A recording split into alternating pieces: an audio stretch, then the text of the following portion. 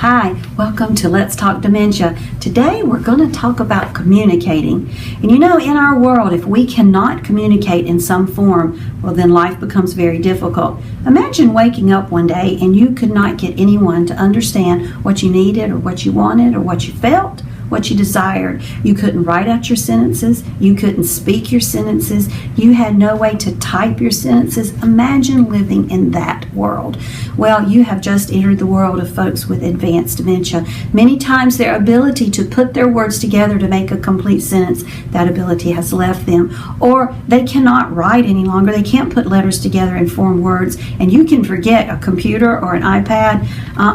Our society today, we fly through using those electronic devices. You put them in front of someone who has dementia, they don't know what to do with it. So many times they can't communicate. And then what we know too is our ability to communicate with them is affected by how we are presenting the information. Now, I'm from the South. People think the folks in the South talk slow and they sit on the front porch and they drink iced tea.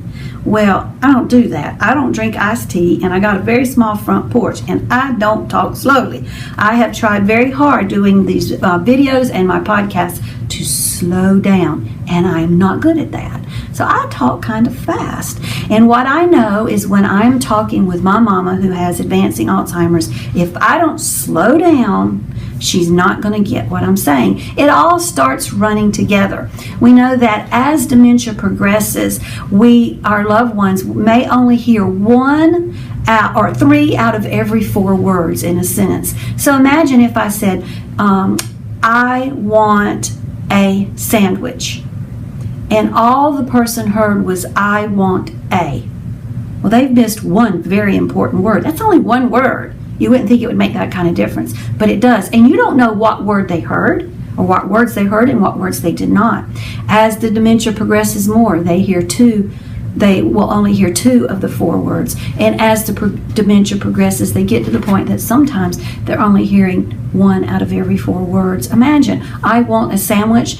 If all they heard is I, or all they heard is want, then there's no communication going on. If they heard sandwich, now we might get something from that, but we don't know what word they heard. So one thing we can do is to slow down our language and to talk more slowly and more clearly and emphasizing all the words that we say. We can also make it more effective by using props.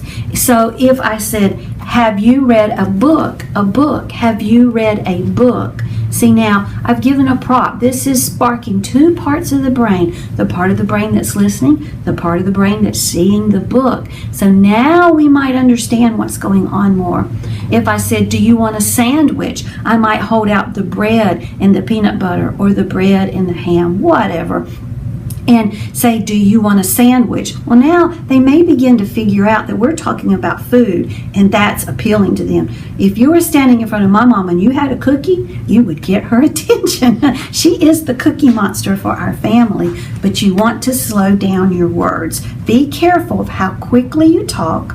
Be careful of your accent if you're talking to someone outside of your family.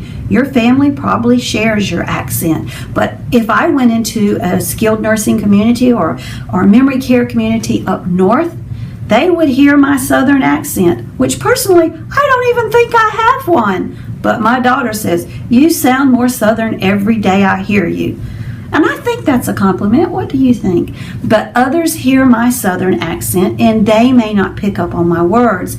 Realize too that in your world, you have words that you use that I don't use in my world.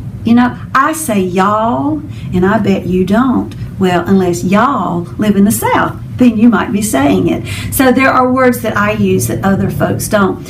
I say watcha. Do you know what that means? Like, what you gonna do this afternoon? What you watching? What's on television? That's what that means. What you watching? That means what's on television. Watcha. That's a word I use, but I bet you don't. But my mama understands watcha. She knows what that means, but your mama might not. So be aware of how you are communicating with other folks, especially if you work in a community or you work with folks, seniors that have dementia. Make sure that you are saying actual complete words like, what are you watching? Not what you watching. I like my way better. But anyway, I hope that gives you something to think about as you go about your caregiving journey. Remember, knowledge brings power. Power brings hope. Hope brings smiles. Woo, got choked up. We all need more smiles.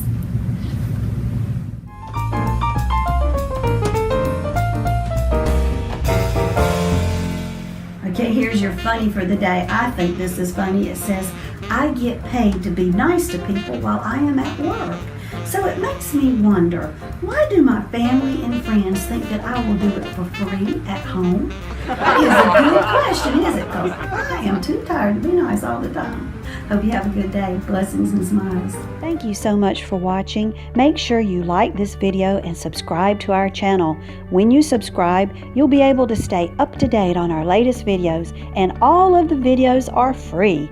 Check out my book, Let's Talk Dementia. It is available on Amazon. The link is in the description below. Blessings and smiles.